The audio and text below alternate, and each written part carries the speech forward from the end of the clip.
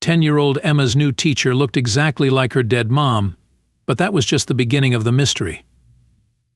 As her dad's face went pale and secrets started spilling out, Emma realized everything she thought she knew about her family was about to change forever. Emma woke up to the sound of her dad's voice. "Emma, time to get up." First day at your new school, she groaned and buried her face in her pillow. New school, new town, new everything. She missed their old place already. As she got ready, Emma glanced at the photo on her nightstand. Mom. Well, the only mom she'd ever known. Dad said she died right after Emma was born, but this picture was all she had of her. She looked so happy, her green eyes sparkling. "Emma." Breakfast Dad called again. She sighed and headed downstairs. "Ready for your big day?" Dad asked, sliding a bowl of cereal her way.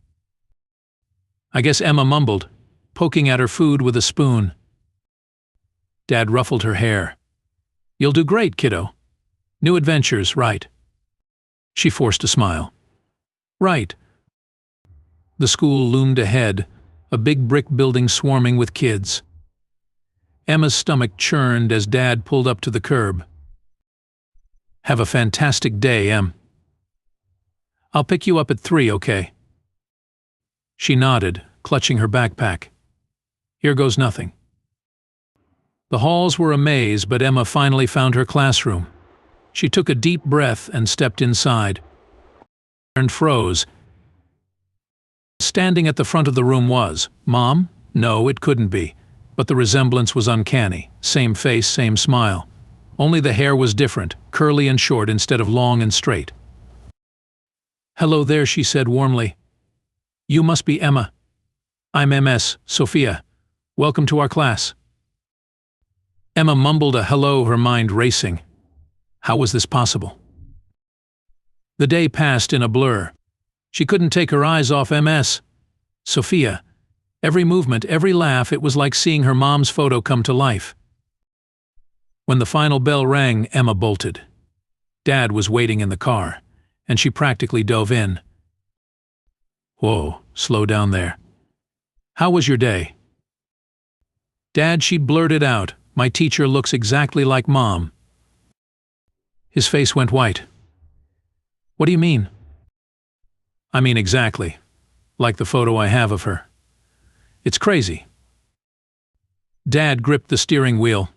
That's quite a coincidence." "Can we go back? I want you to see her." He hesitated, then nodded. "Okay. Tomorrow morning we'll go in together." That night Emma barely slept. When morning came, she was up before her alarm. Dad seemed nervous as they walked into school. Emma led him to her classroom, where MS Sophia was preparing for the day. She looked up and dropped her coffee mug. It shattered on the floor. "Jason," she whispered. Dad's voice was hoarse. "Sophia."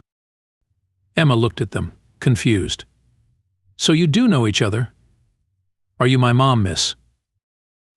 MS Sophia's eyes were wide.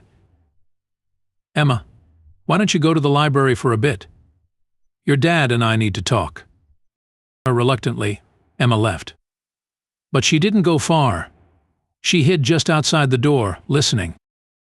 "I can't believe it's you," Dad said. "After all these years." "Jason, what are you doing here? And Emma? She's so grown up." "We just moved here. I had no idea you were. Sophia, she thinks you're her mother." There was a long silence. Then MS. Sophia spoke, her voice shaky. "You told her I was her mother. Why?" Dad sighed.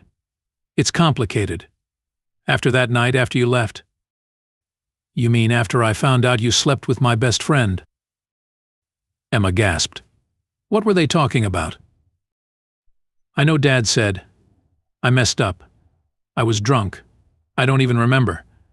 But then she got pregnant, and you were gone. And what MS?" Sophia's voice was cold. "You decided to use my photo and pretend I was the mother." I wanted Emma to have a mother to look up to. And I never stopped loving you, Sophia. Emma couldn't take it anymore. She burst into the classroom. "What's going on?" "Dad, what are you talking about?" They both turned, startled. Dad knelt beside her. "Emma, honey, there's something I need to tell you. It's about your mom. Your real mom." Tears stung Emma's eyes. "What do you mean, my real mom? Isn't that her?" She pointed at MS. "Sophia." MS. Sophia shook her head. "No, sweetie.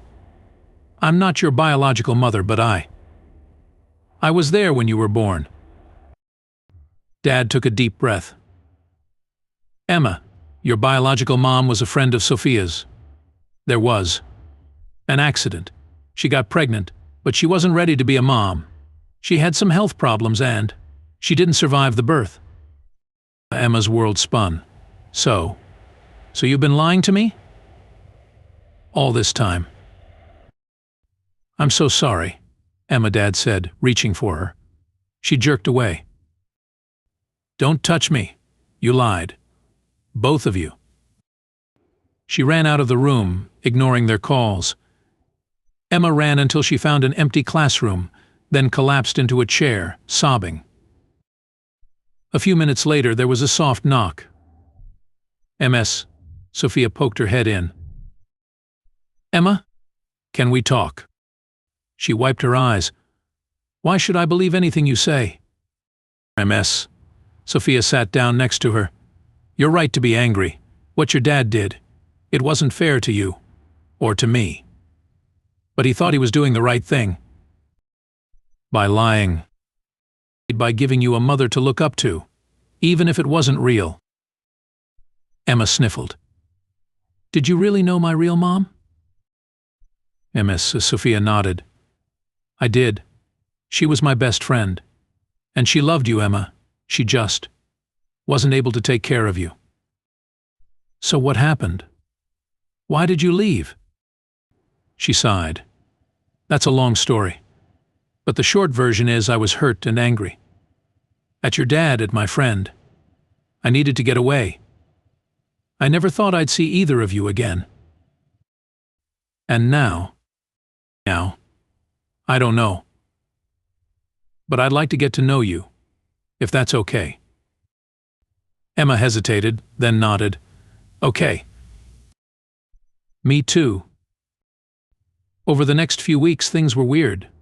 Dad and MS Sophia, who Emma now just called Sophia, tried to explain everything.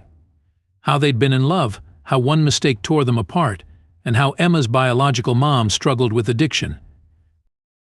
It was a lot to take in. But slowly Emma started to understand. Sophia and Emma began spending time together after school. She taught Emma to paint, something she'd always wanted to learn. And she told Emma stories about her real mom, the good times they'd had. One day, as they were cleaning up after a painting session, Sophia said, "You know, you have her laugh."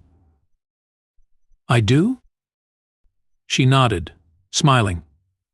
"It's like music, just like hers was."